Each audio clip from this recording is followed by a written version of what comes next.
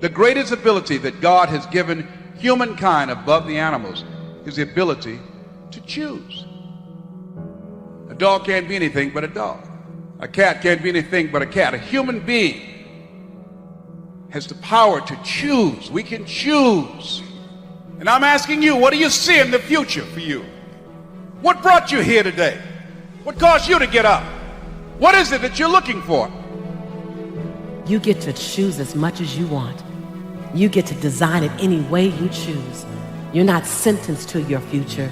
You have an opportunity to your future. How do you want it? And if it doesn't make you a little afraid, then you ain't playing big enough.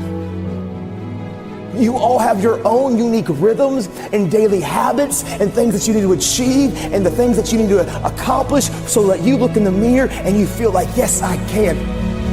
Why choose this as our goal? And they may well ask, why climb the highest mountain? Why fly the Atlantic? There's a choice. You have to choose for your happiness. You have to choose for your well-being. You have to choose for your family. You have to choose for your health and wellness. You have to choose for success. When I made a decision to follow my destiny, I felt it calling me. My destiny was calling me. That's one small step for man. We choose to go to the moon in this decade and do the other thing, not because they are easy, but because they are hard. Because that goal will serve to organize and measure the best of our energies and skills. Because that challenge is one that we're willing to accept, one we are unwilling to postpone, and one we intend to win. One giant leap for mankind.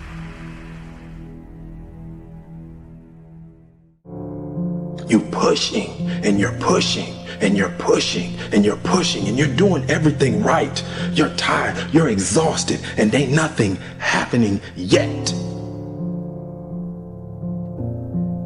That word is what you're waiting for.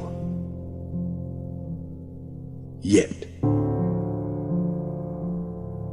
It's no different because we've messed up, because you fell off the wagon, you've been on alcohol and drugs, and you gave up on life, or you dropped out, or you've been to jail 1 time, 2 times, 3 times, and you really want your dream to happen, and you putting in your work, and nothing's happening yet. I promise you, if you keep pushing, if you keep giving me all your effort, it will happen. It must happen. It can't do anything but move. You can do anything but make progress. But I want you all to understand in saying that word that you all have to stop getting caught up in movement as progress. For some of us, the action of making progress is progress.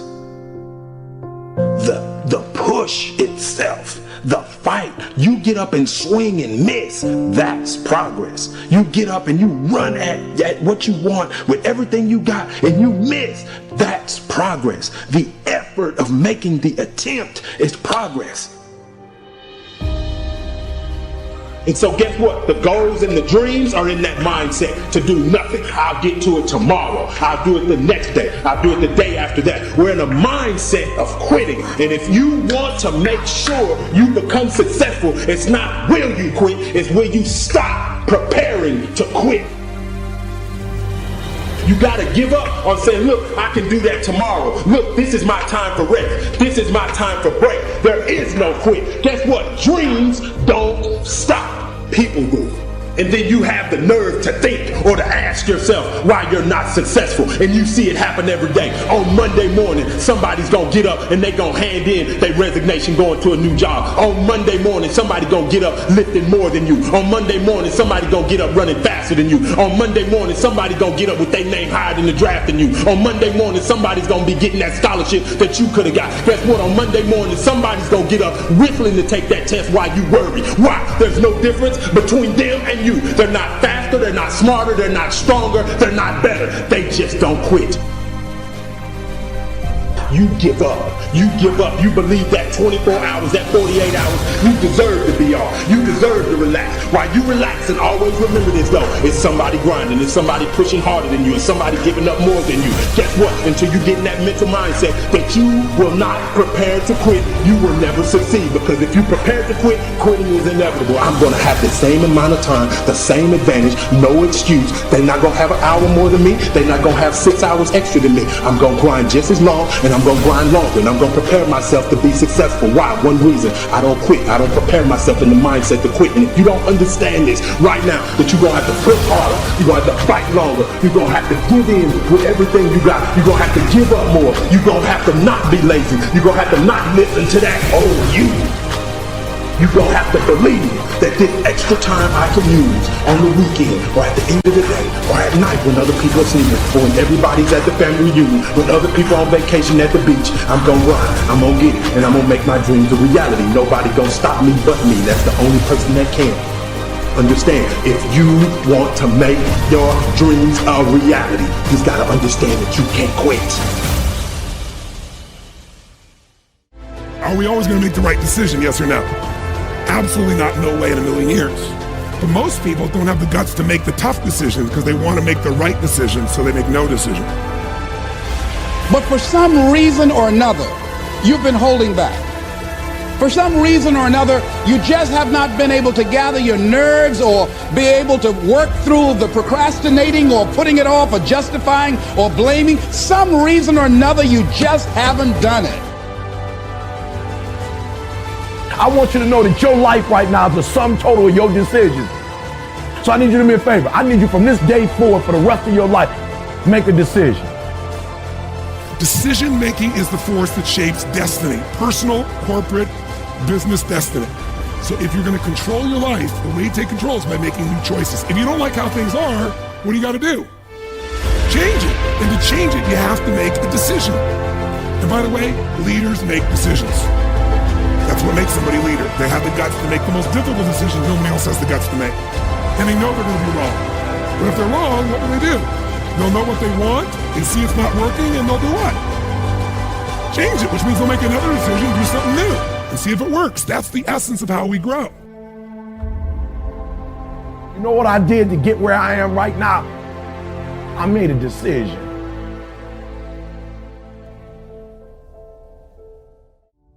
Ask yourself, what's my dream? What's my dream? I came to challenge you to play in the biggest field you've ever played in.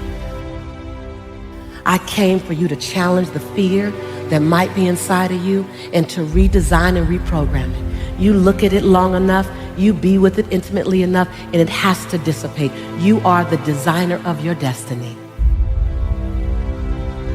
You are the author of your autobiography. You write the story of your life. No one can write your financial story. No one can write your spiritual story. No one can write your emotional story but you. The pen has always been in your hand. The pen has always been in your hand. I say write a story that's going to be damn good to read. And ask yourself, what's my dream? What are you willing to do that you've never done before? What are you willing to say that you've never said before? Are you willing? Are you willing to do that thing you've never done before? Are you willing to stand at the edge of your own greatness? Are you willing to look at your fears? Are you willing to recognize that you can be afraid? Are you willing to look at the fact that there is always healing to come? There's always growth to come. There's no arrival. Are you willing? And then in the space of that, are you still willing to lean to the edge? Feel the breeze of possibility, not knowing if you will fly or fall. Are you willing? Are you willing to not quite know what's there, but that something is there is greater than you? Are you willing to say, my life has to make a huge difference? You've You've heard me say this before, that there's a birthday and a transition day, and in between that is all the opportunity in the world. That's that dash that says, are you willing to disrupt my life? You're not here. You're not put here to leave my life calm. You're here to be a disruption for my life. You're here to cause me to want to be someone I've never been, do something I've never done because you crossed my path. Are you willing to show me that right now?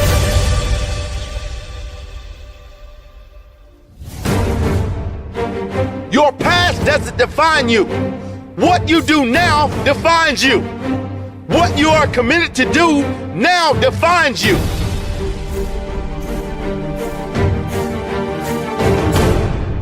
If you study the habits and traits of highly successful people and the average or unsuccessful, it is impossible not to see clear differences in their habits and thinking.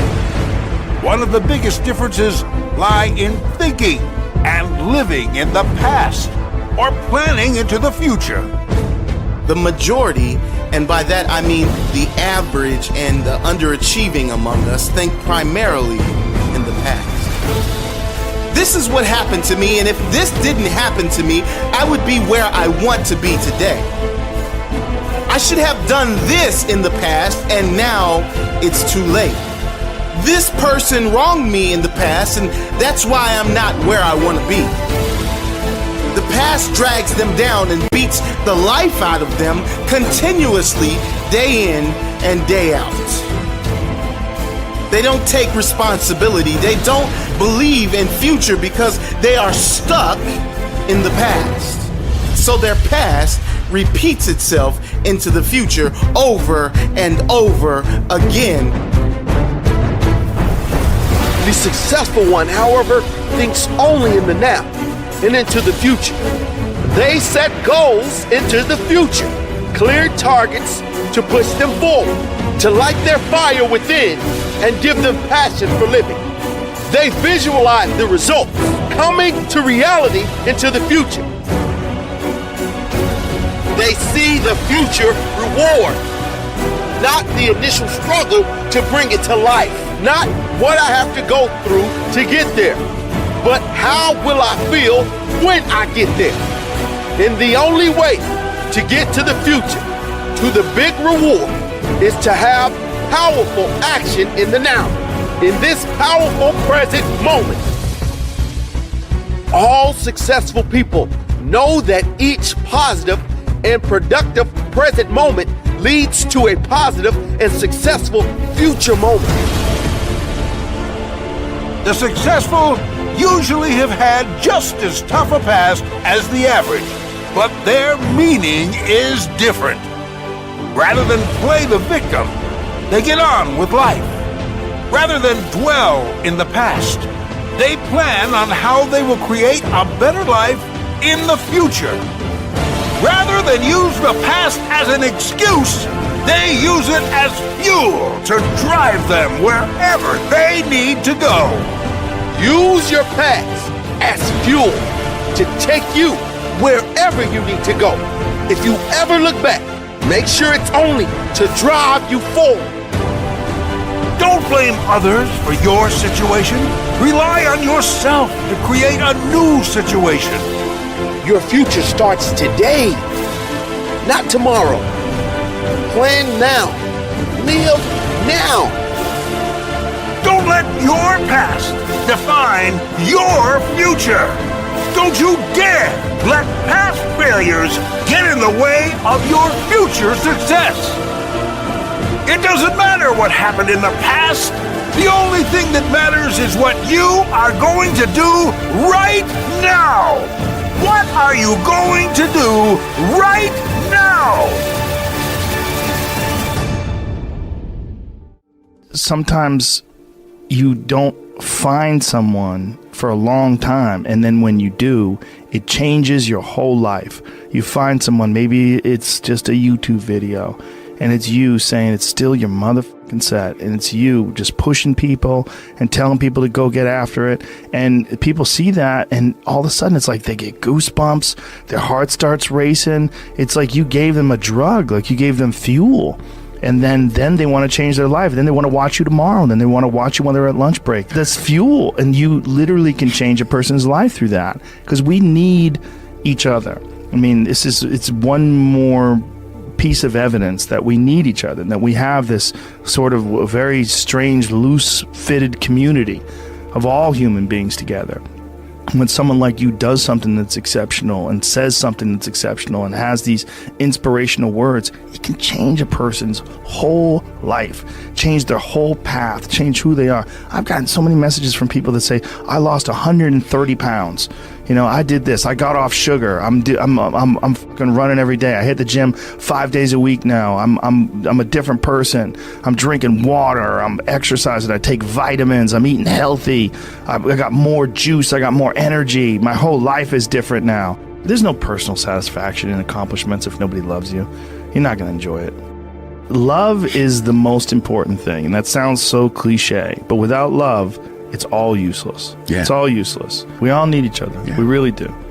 There's something beautiful about that, though. You know, like you can't just go it alone. You really do need each other. Through time and effort, you build a stronger human. You build a stronger body. You build a stronger mind. You build accomplishments and will and momentum. And then you look back and you go, hey, man, I'm not washing tables anymore. You know, I'm not washing dishes. I'm not cutting lawns. I'm not digging ditches. I'm a different person now. You are not your past. You're you. You're you right now. You might have done some things you wish you hadn't done. Don't dwell on that. You learn from it, that's fine, but don't dwell on it. Just keep moving. Keep moving. You know, use it as fuel. Say, never again. I get what I did wrong, but don't think that you're that person that made those mistakes. You're the person who's learned. It's going to cost you more time than you thought you'd have. It's going to cost you way more money than you thought you would invest. It's going to cost you some friends who couldn't make the entire journey with you. It's going to cost you that.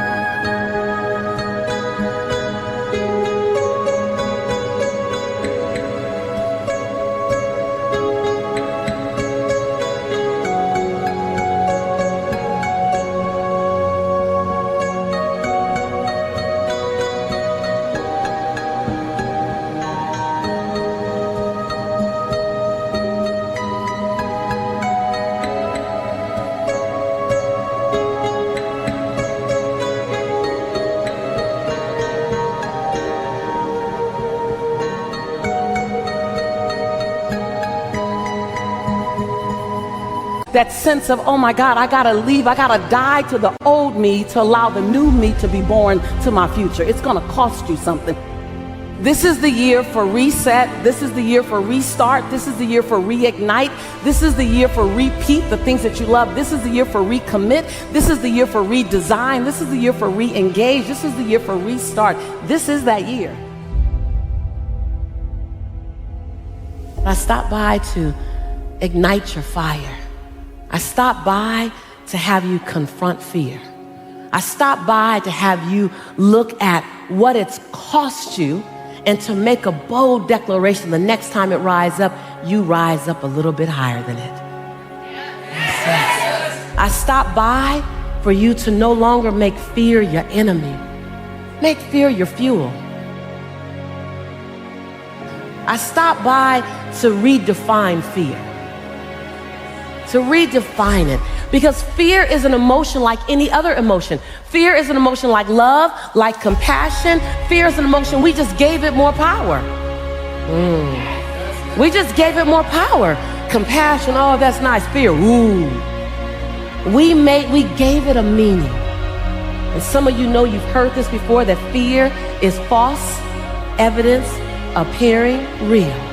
Now it's time to literally biohack the impact that fear has had on you. That fear no longer becomes your fortress, fear becomes your fuel. Fear is that thing that pushes you forward. Fear is the thing that reminds you, oh, I need to go get more information. Oh, fear will keep you up at night studying. Fear will take you to a coach or a mentor. Fear will cause you to eat a slice of humble pie. Repeat after me. I am ready for my next best season. Because I know that I am the author of my autobiography. I am the designer of my own destiny. I am writing my life story. And I'm writing a life story that I'm going to love reading. And others will be inspired by. On one page, they'll read my fear. And on the next page, they'll know I did it anyway. I commit to hold fear in one hand and passion in the other, and leap and leap and leap every time. Every time. I ask that each of you hold me accountable to my contribution on this planet. Turn to someone and say, don't let me off the hook. I believe everyone is born with the ability to apply effort. I can't prove that. Some people might be, I know I was not destined to be a basketball player. Some people were born with that specific skill. But I do believe that we can build potential by using effort and making the choice to commit to something. So I can't really prove that you're supposed to be something, like you should be something, but I can say that with choice and effort, you can go really damn far. You can't outdo the need for time and consistency. Intensity still has its place, don't get me wrong, but misplaced intensity, I feel, is the #1 reason why people fail their goals. And that's not just fitness. That's with business, that's with personal relationships, that's with everything. Instead of just adding intensity, you have to be consistent over time. Not consistent for 2 days, not consistent for 2 weeks, over time. If you do the work, you will more than likely get there. But if you don't do the work, you definitely won't get there. So if I'm in between a possibility or likelihood and a definitely not, I'm gonna go with the possibility and likelihood. And that's by doing simple work. You don't have to go crazy. Do the work. Just because you're in a library doesn't mean you're studying. And I can promise you, going into a bank doesn't make you a millionaire. You have to do the work. You have to put in the time, and you have to give yourself the energy. Are you trying your best? Only you can answer that. Because on days I can only give 60%, and I give 60%, I give 100. I respect those people so much more that can only give a little and give it their all than a person who has endless potential but chooses to only give 60%. Effort is everything, and you can decide, are you putting in the most amount of effort that you can? Motivation comes after action. The question is not how do you develop the motivation to keep going? The real question is, how do you develop the discipline to do the stuff you need to do, even when you don't feel like doing it? Floss one tooth. Go to the gym and lift one weight one time. Then you can stop. Then you can go home. Then you can stop.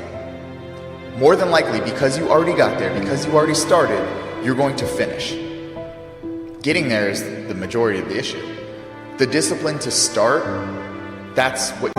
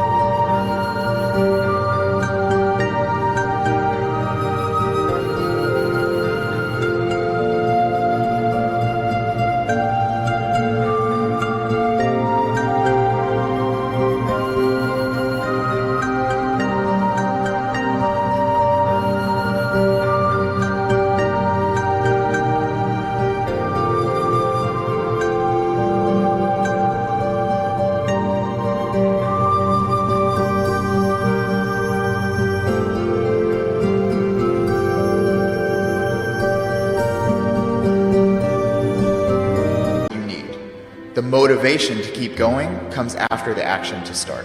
So on those days you don't feel like it, if you know you need to, you have to. It's the same thing with a job.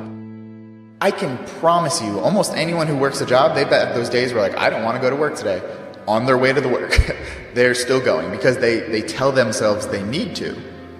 And I could ask both of you, do you need to work? And more than likely, you would probably say yes. I could ask anyone watching, do you need to work? And more than likely, everyone would probably say yes. And I will say, no, you don't. That's a lie. That's a lie that you're telling yourself. You don't need to work. You could be homeless. You could give up everything you own and you could live on the streets. You could. So it's not a need, it's a want. It's a desire to not be homeless. It's a desire to maintain the life that you have. And if we have an ability to turn a desire into a necessity like we do with our job, you have the same ability to turn a desire of fitness goals into a necessity to do it regardless of how you feel. So then let's consider first of all, what is a mind in the grip of vicious circles? Well, one of the most obvious instances that we all know is the phenomenon of worry. The doctor tells you that you have to have an operation. And that has been set up so that automatically everybody worries about it. But since worrying takes away your appetite and your sleep, it's not good for you. But you can't stop worrying, and therefore you get additionally worried that you are worrying. And then furthermore, because that is quite absurd and you are mad at yourself because you do it, you are worried because you worry because you worry. That is a vicious circle. So now, can you allow your mind to be quiet? Isn't it difficult? Because the mind seems to be like a monkey, jumping up and down and jabbering all the time. Once you've learned to think, you can't stop. And an enormous number of people devote their lives to keeping their minds busy and feel extremely uncomfortable with silence.